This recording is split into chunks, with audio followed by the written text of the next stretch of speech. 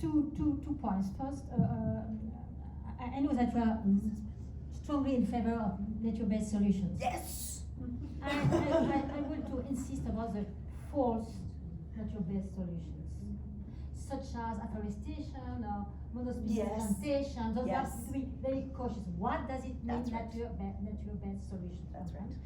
Another very important about question of equity and environmental justice. There are usually, we can have three dimensions. The first one is a distributive dimension, as you are right. It is a key issue in the Nagoya Protocol about access to resource and to land, and the notion of benefit sharing. But there are two other very important dimensions, procedural dimensions. That means the participation of all the stakeholders, and notably the indigenous people and local communities, to the decision making. It is, when we speak about participation, it doesn't mean only information or consultation and negotiation. It means the last step of this process of participation. It's decision making, and yes, the local people will be involved in decision making. And the third dimension, very important, is the recognition of the knowledge and know-how of the local people.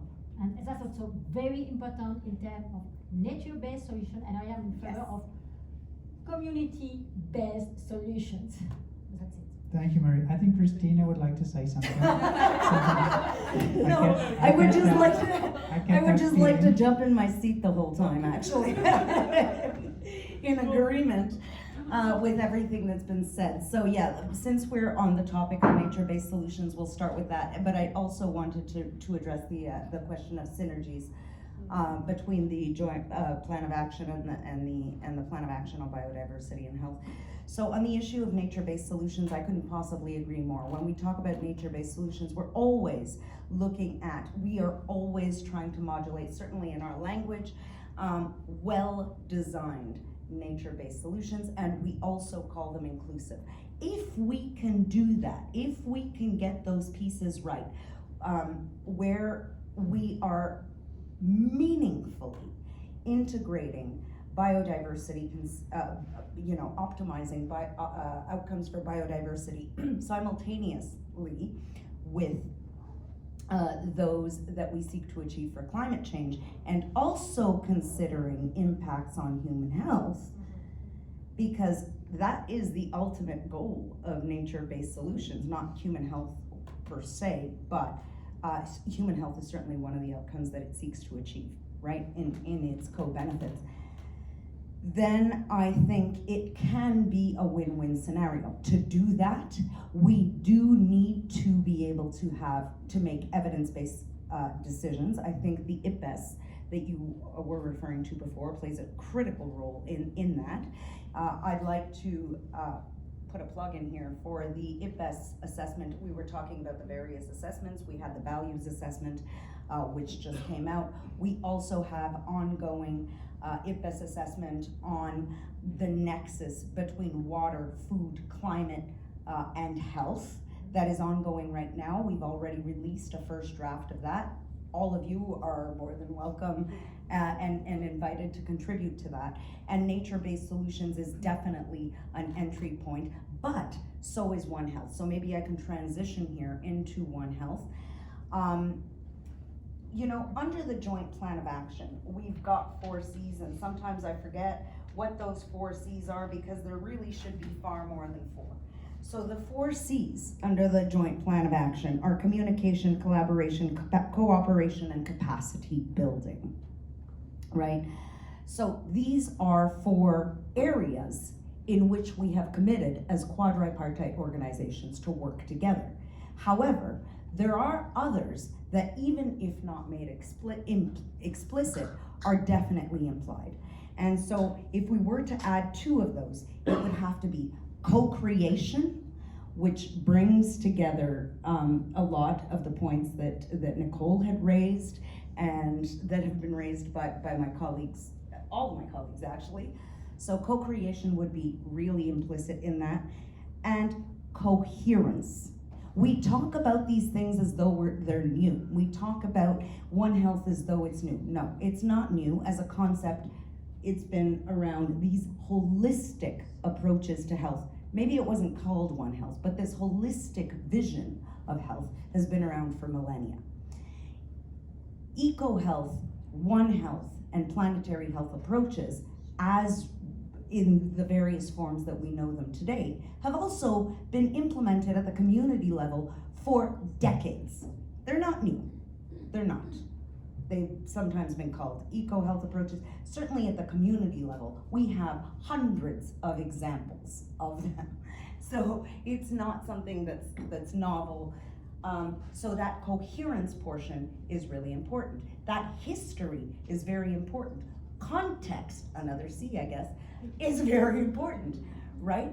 And when we're looking at, we're saying the Biodiversity and Health draft decision has recently been adopted. Great, yes.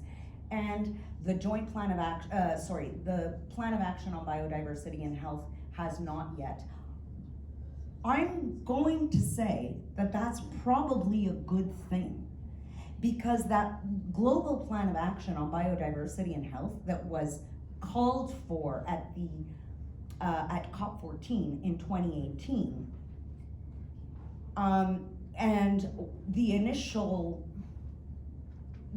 strategic directions and areas of work of which were actually developed starting in 2019 through the Interagency Liaison Group on Biodiversity and Health and the Joint Work Program on Biodiversity and Health that existed at the time. Those initial directions were already laid out starting in 2019. But we are seeing a very different context. We are seeing also how that context is evolving, right? It's evolved through the COVID-19 pandemic, but we also don't have that full engagement. It's not yet a whole of society approach. We don't see that mainstreaming that we were talking about before with and across the health sector. So maybe these 2 years that it will take to revise that global plan of action can also take into consideration, it's not just the CBD saying, oh, well, this is what we need to do, but maybe it can allow for a consultative process where others can take ownership of it as well. Okay. Maybe having that consultation, including through the health sector. Excellent. No, that's very helpful. Thank you, Christina. Chandia, over to you. We had some very specific points on animal welfare, for example, but pick up on whatever you would like to in a couple of minutes. Thank Please. you so much. We do need to wrap up. Yeah, I would like to respond to the question about not just animal welfare, but animal health and well-being also in the pandemic treaty, and the One Health concept itself in the pandemic treaty. This is what we are collectively advocating for as a quadripartite, to have it as the foundational principle of the treaty, not just one of principle of 18 that are listed there. And the other issue is prevention.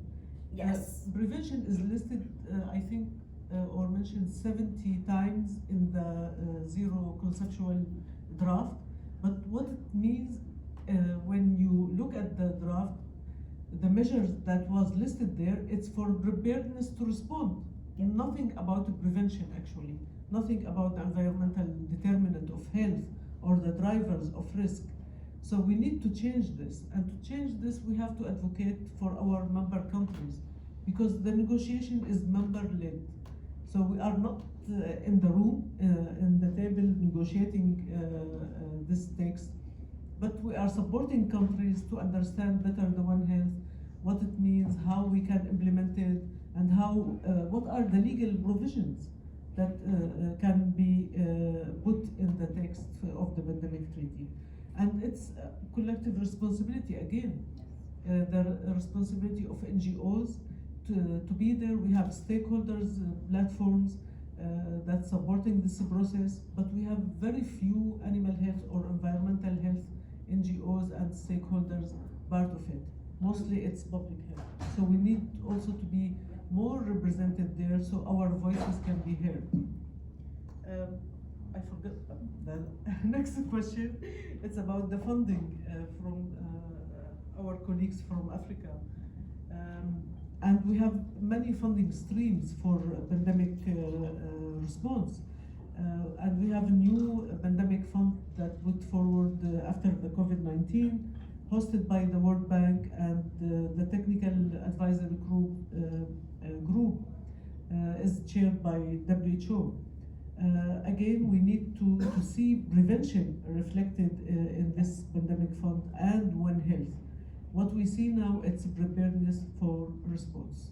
So we are not worried about the emergency fund to respond to pandemics, but we are worried that we don't have enough fund to work on the One Health and to bring those sectors together and support their coordination mechanisms so they can prevent pandemics.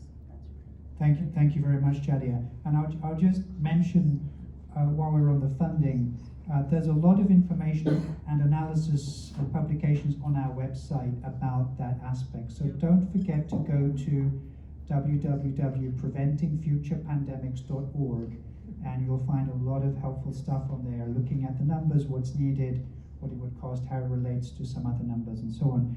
And we share with you, and I'll be more candid, enormous frustration with where the pandemic fund at the World Bank, hosted by the World Bank, is at. It's controlled by the donors who are supporting it, who are on the board, governments north and south, and so on. And it really does not get into prevention at all. It's supposed to do that. It does not. This urgently requires a lot more attention. We're seeing far more progress on this in the WHO conversations around the potential new treaty. We're very pleased to see. But on the World Bank side, it's been extremely frustrating and continues to be. So if you're now following that and you're interested in this, have a look on our website, have a look at those materials, and get in touch with us or others in the room who are campaigning on this to do some work. I'm going to come to Kim, and then I'm going to ask Nicole to help me with the last word. But Kim, would you like to just share a couple of quick thoughts? Yeah, just some quick thoughts, and I'm glad that I don't get to go after Nicole this time. So yeah, I just want to make just a quick comment on the animal welfare issue also. Those of you who work in that space are probably also familiar with yet another holistic approach, which is the One Welfare concept that has come up in maybe a little bit other contexts. And I don't think it will take over the One Health concept, but I don't think it should ever be about, competing, that these holistic approaches should compete against one another. I think we should agree on one and then make sure that everything gets really integrated and elevated, within that. So I'm glad you brought that up.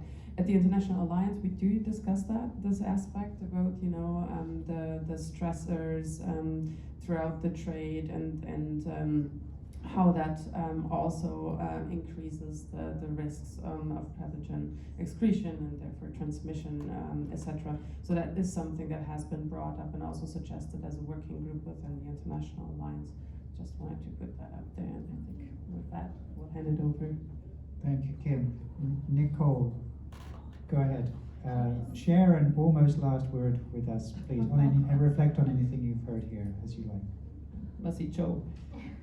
Masi Cho in my Denisuflane language. Masi is thank you, but Cho is an honor word. So in our region we have Decho, which is our big lake, so it's an honor lake. Tucho, Decho, all of these names come with an honor after them as part of that name, because we don't just see them as a lake or a water, we see them as an honorable thing. So with a thank you, it becomes an honor thank you with that. So we have a word in our language called Denichenya. It's a concept, Denichenya. And essentially, if we could translate it into English, it would mean if you have a spider web and you pull the spider web from one side, everything goes with it.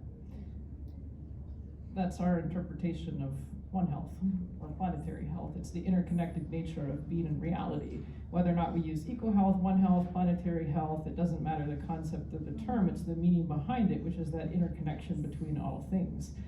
One of the challenges, I think, is that is such a misunderstood context within Western systems because we don't teach that. And then we wonder why policymakers don't get concepts like One Health, because we haven't enriched our children and raised them in environments where we teach interconnection between all things. We've taught them in silos in separate ways. So the state of the world and the difficulty with policymakers is because of that in my mind. So, you know, one of the things I think moving forward as we think through what is the way forward, what is our path from here, how do we walk together as partners, as relatives, as co-beings on this planet, and I think enough too, we need to be thanking you folks and those that are here, because you wouldn't be here, I don't think, unless you had some care about the environment or the community. And, you know, acknowledging that piece of being partners, I want to thank you for being here and for putting effort into the space of our world and overall well-being. And I would also like to point out that is Cecilia, are you here? Yes, you are. Cecilia's over there. For those that are interested in benefit sharing, and then I go to protocol in the context of Indigenous peoples specifically, she is a lawyer expert in that area. And I think we don't have enough people that are aware of the Indigenous context when it comes to some of these types of things. There are people out there, we just don't hear those voices sometimes. And I will end with the words of an elder, because I always like to end with words of elders. And there's so many great things that are said by elders that you have to think about sometimes for days and weeks afterwards, because it's such a simple statement, but when you really think about it, there's so many different layers and conceptions to it. But this one's very simple. Take care of the land, and the land will take care of you.